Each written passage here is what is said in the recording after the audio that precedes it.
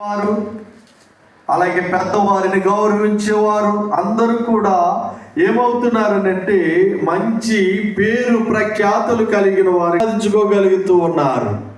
కేవలము చదువు వినయ విధేయతలను నేర్పుతూ ఉంది.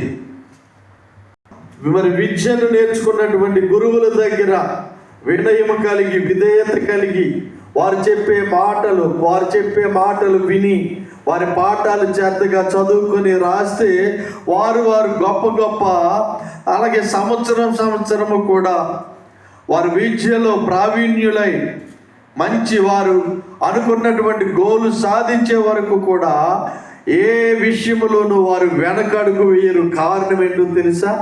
మెండుగా ఉంటున్నాయి. అందుకని గ్రామంలో మనం ఉన్నప్పుడు, పట్టణంలో మనం ఉన్నప్పుడు, పల్లెల్లో మనం ఉన్నప్పుడు ఎక్కడ కూడా ఎవరితో ఏ విరోధము పెట్టుకోకూడదు.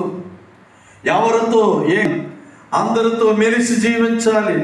అందరూ అన్నదమ్ముల భావం ఉండాలి, వివేకము కలిగి ఉండాలి.